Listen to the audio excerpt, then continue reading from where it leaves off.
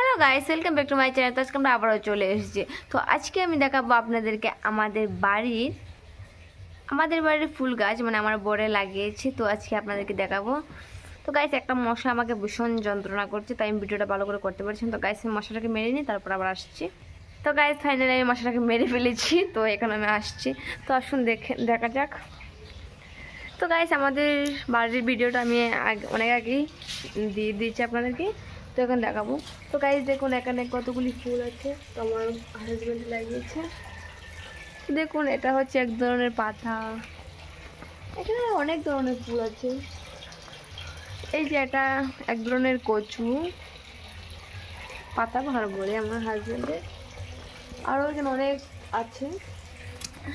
আর এখানে দেখুন কত সুন্দর সুন্দর গোলাপ। এটা আমি নতুন লাগিয়েছি, তো এটাতে কলিও দিয়েছি, তাই আমি ভীষণ খুশি। এটা বড় গোলাপ, আর এটা হচ্ছে ছোট গোলাপ। তো গাইস, ছোট গোলাপটা উঠেছে, কিন্তু এটা হচ্ছে বড় গোলাপ, বাট একটাই চারা উঠেছে।